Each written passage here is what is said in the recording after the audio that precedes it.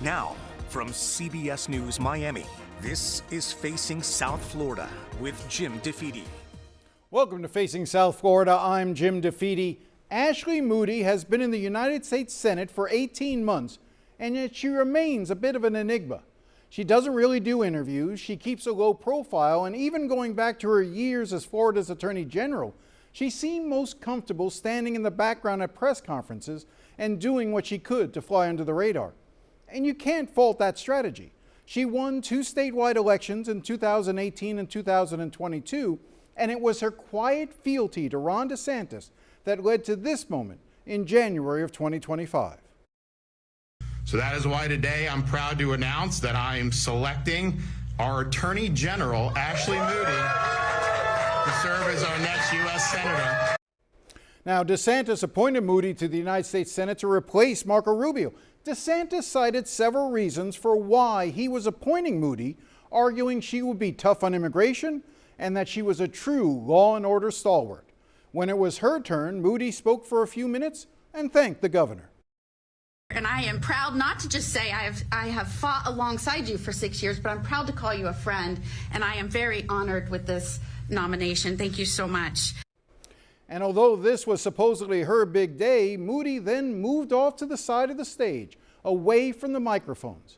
Even when a reporter asked a question and said he wanted to hear responses from both Disantis and Moody, Disantis did all the talking. In fact, Disantis answered all the questions that followed as Moody all but vanished. Now, normally I would argue that scene exposes more about the governor's ego than anything else, but I think it also reveals a lot about Moody. If you don't say anything, then people won't have anything to criticize. I recently went back and watched the Moody announcement again, and something Disantis said about why he selected her jumped out at me. She was also a staunch opponent and helped us defeat Amendments 3 and 4 in the most recent November election. Amendment 3 was the amendment that would have restored abortion rights in Florida, and Amendment 4 was the measure to legalize marijuana. How exactly did she help? Well, that takes us back to the Hope Florida scandal. As Florida Attorney General, it was Moody and her office that approved the diversion of $10 million of taxpayer money from a Medicaid settlement to the Hope Florida Foundation. And the Attorney General did so without placing any of the safeguards and guarantees that her office would typically require to make sure that the money was properly spent. This was money that was supposed to be used to expand health care for children in Florida, but instead it ended up in the bank accounts of a pair of political action committees, one of which was controlled by the governor and his chief of staff, James Uthmeyer. And that was the money that Disantis used to defeat Amendment 4. 2 months after the amendment failed, Disantis appointed Moody to the United States Senate, and he chose Uthmeyer to replace Moody as Attorney General. Now, if you've been watching this show, you know that the diversion of that $10 million of taxpayer money led one Republican legislator to label it money laundering. And you would also know that it prompted a grand jury investigation, the results of which are currently being withheld from the public. Uthmeyer has been asked about Hope Florida several times, and he refuses to say if he is the one blocking the release of the grand jury report.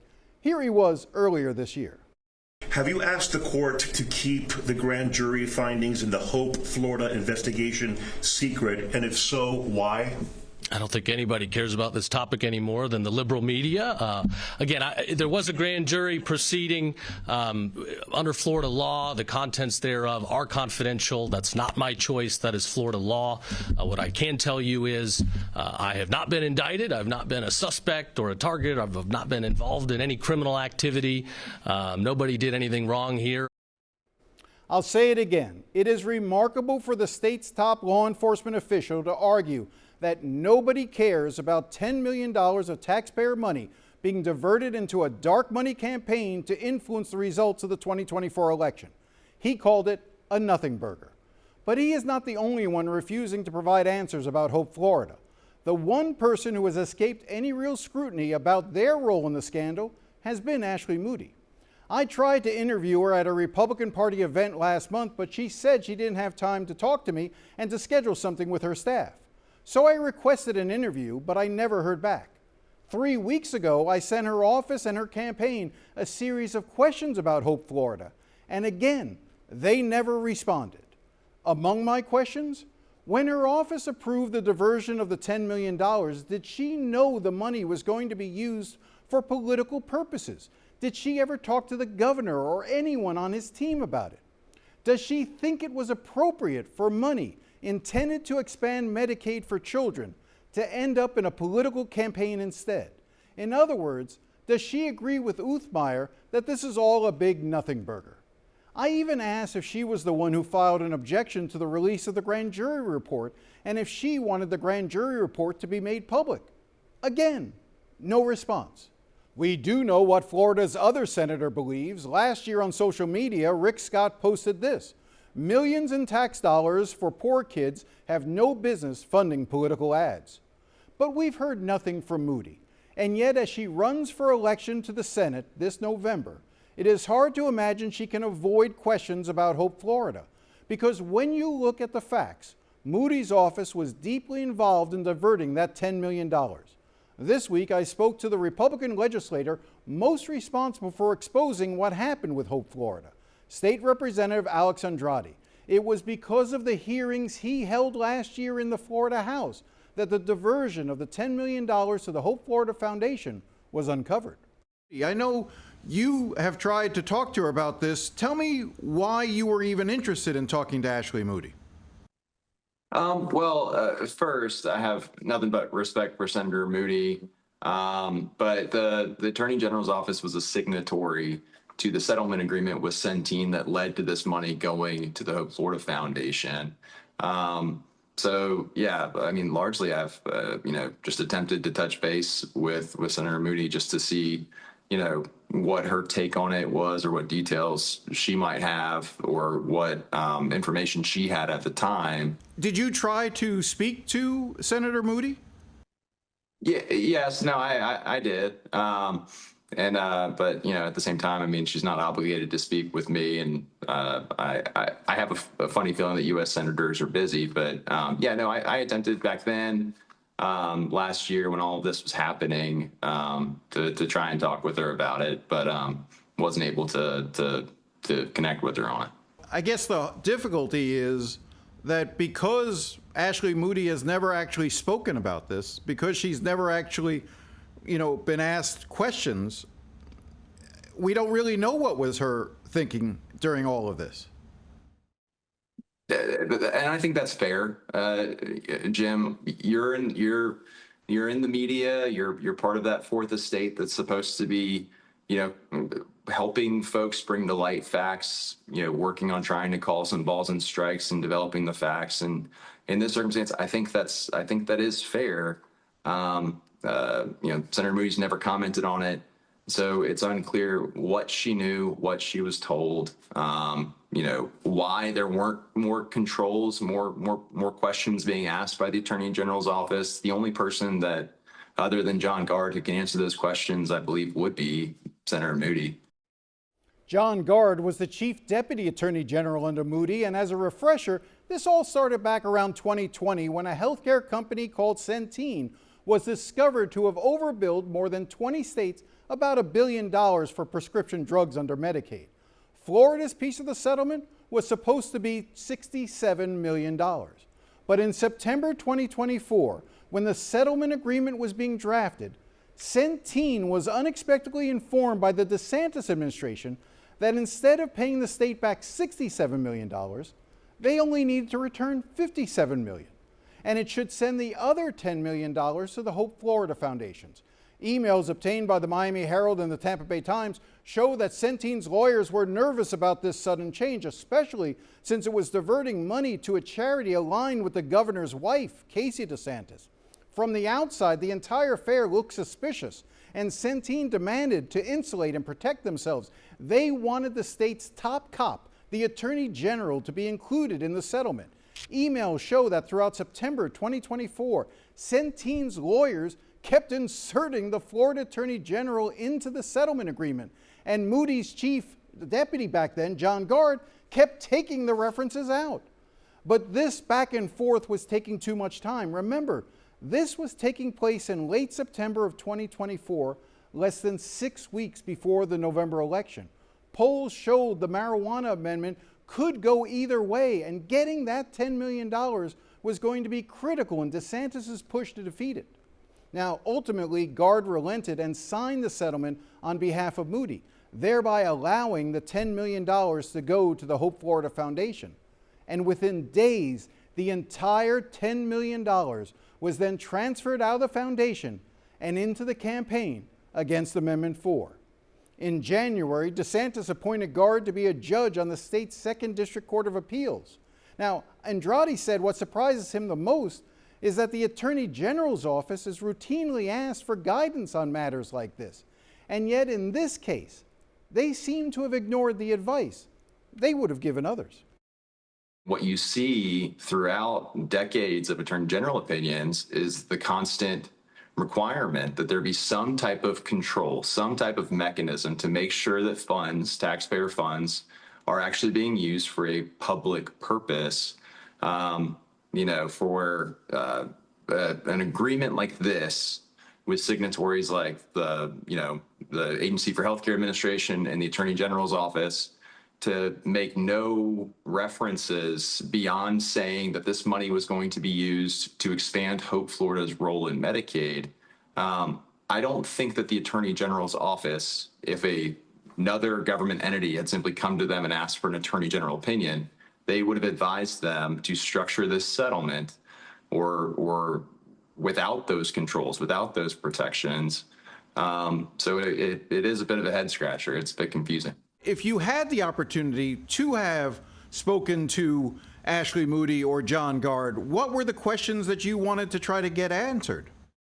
Well, yeah, what assurances from the governor's office or from ACA did you receive that the money was actually going to be used for a Medicaid purpose? What plans were in place from ACA to actually pay back the federal share of every Medicaid dollar that Hope Florida was receiving? What compliance had the Hope Florida Foundation engaged in?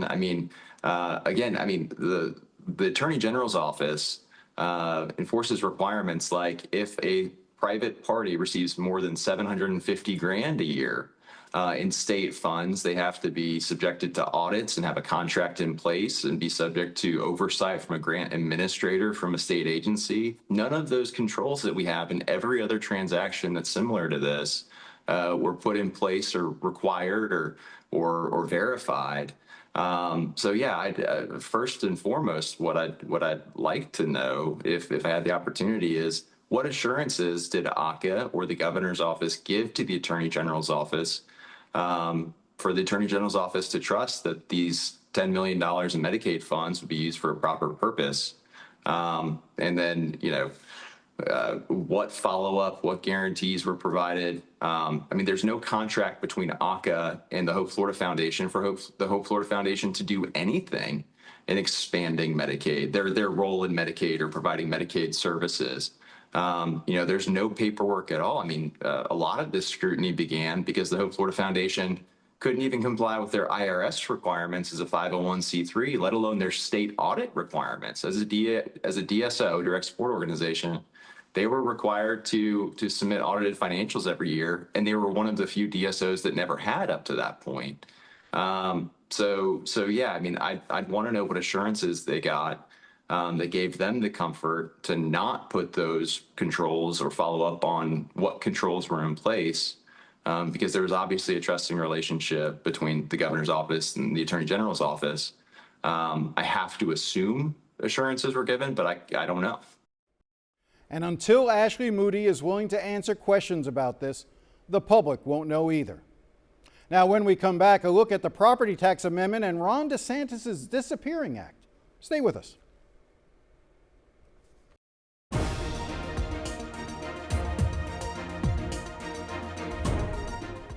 Welcome back. More than a month after the legislature passed the property tax amendment on the ballot for November, the state released some initial estimates of just how much money local cities and counties could lose if the amendment were to pass.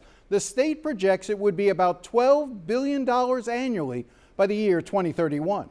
After the numbers came out, I spoke to former Republican State Senator Jeff Brandes, who has been examining the property tax issue. He is the president of the Florida Policy Project, a nonpartisan think tank. Jeff, there's a couple of things I want to cover with you. We've talked about this before, but I want to start with, to me, is the unseen real headline of what's going on with this attempt behind this constitutional amendment. And that's Ron DeSantis announcing that he's not campaigning for this. Like, he's not going to be out there trying to curry and whip up votes to support it. And at this point, I don't think anybody or any single group has stepped forward to announce that they were going to support it. What do you make of Ron DeSantis' decision to just sort of drop this on the state and then walk away from it? Yeah, look, I don't know who is coming out to fund the pro side of this amendment. I know that there's multiple groups coming out to kind of form the opposition to it. But again, the governor has basically said this is not my proposal anymore because they've changed a few words. I don't think the changes they made were substantially material to his overall goal. But ultimately, I think he has, I think he got what he wanted when it got on the ballot, and he gets the talking point for the 2028 election. But I don't know that he actually wants it to pass because it will be a dumpster fire on the back end and he's going to get blamed for it. We should talk about this a little bit. You are part of a group that is suing over the ballot language, and your desire, correct me if I'm wrong, is that you would like a judge to step in and either knock the ballot entirely off or reword the ballot. What is it that your lawsuit is seeking?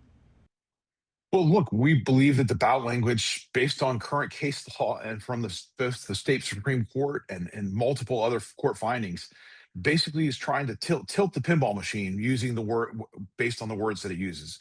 It uses the words like save our homes from excessive property tax.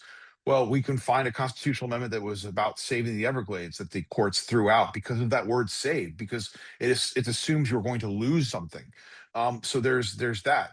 This amendment says it's going to help small businesses. Well, and I'm sure there will be some small businesses that it help, but it'll hurt some small businesses as well. There's probably about 7 or 8 other phrases in that amendment that we think are not neutral, that are leaning comments, and the courts have historically thrown those out. So if they follow precedent in this case, we think that we have an excellent chance of prevailing.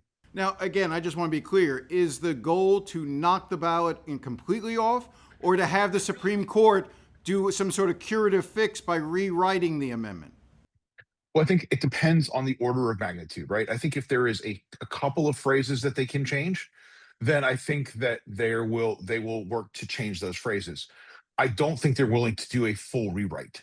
And if all of the different areas that we think are problematic are found by the court to be problematic, then I think they will require that the legislature come and take it back up, because you get into a separation of powers issues. So one of the things I thought was interesting is a couple weeks ago, I interviewed Byron Donalds, and it was the first time I had a chance to talk to him about this language. And I can tell you from both his body language and what he said, he's not a particular fan of this constitutional amendment. A couple of times he noted that if it fails, we can come back and do a more thoughtful proposal next year through the Budget and Tax Commission that's going to be meeting, or through the legislature. So again, while he has said publicly he will vote for it because he believes Floridians need tax relief, his wording also leaves clearly the impression that he doesn't think a lot of this plan, and I don't think he'd be upset if it failed. What's your impression of listening to Byron Donalds these days?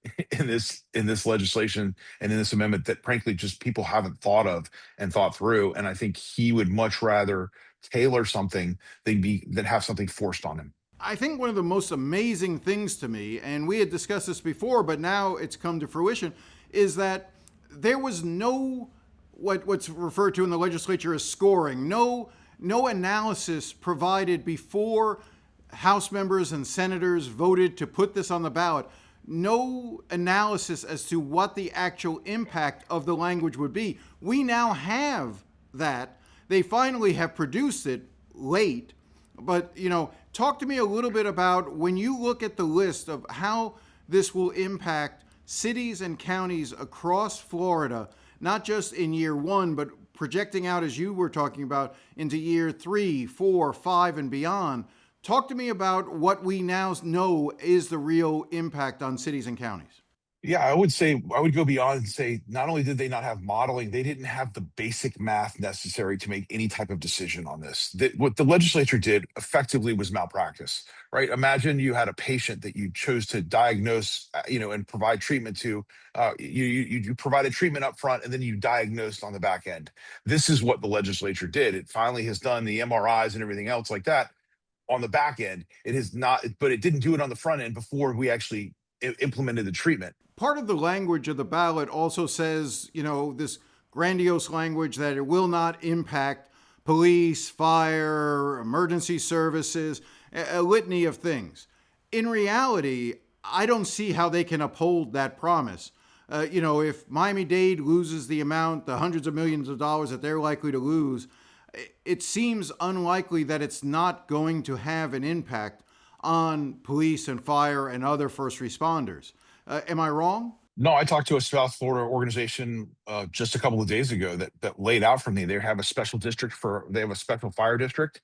They walked me through how this is potentially a $80 to $100 million hit for their very large fire department. So I think we have real issues here, and I don't think anybody has, again, while we've seen maybe city and county, we haven't seen what the impact is on special districts. Maybe that's coming next in a few weeks because they seem to be slowly rolling out the impacts of this amendment. But I don't think anybody can say that this won't impact police and firefighters. It may be that certain cities will have to disband their police departments and join with the county sheriffs as their solution because they can't afford their police departments anymore. I think those are the types of things you're going to start seeing. It may not be and frankly, I don't think it will be defunding the police as much as it will be just leaving empty shifts open. For example, if your city grew and you needed to hire 8 police officers, but you could only afford 2, well, I think you're going to hire 2. Well, that's not technically defunding the police. It's just not funding them. It all goes back to what we started this conversation with, which was what was Ron DeSantis' motive? Was his motive in doing this actual, thoughtful property tax reform, which I think a lot of people believe is necessary, versus just grabbing the headline of, I proposed something, the legislature weakened it because they wanted to protect schools, so I'm walking away, but I still get to claim credit for having advanced a proposal to eliminate property taxes in Florida. Look at me, aren't I great? Is that Ron DeSantis' legacy on this? I think so. Look, I think that's his legacy, and I frankly think the legislature went along because they had done so little on affordability in the last 2 years that they felt like, hey, if we do this, then we're it's a prophylactic on affordability, and we will not be able to be taxed on affordability because we passed this amendment and allow voters to vote for it. But I think having spoken to a lot of the legislators after this amendment was passed by them, and I think a lot of them are having buyer's remorse. I think a lot of them understand now, and I think you're going to see a series of them coming out and saying, I voted to allow you to support this, but I'm not planning to vote for it, because they've heard from their communities. They are beginning to understand the local impacts. We'll be right back.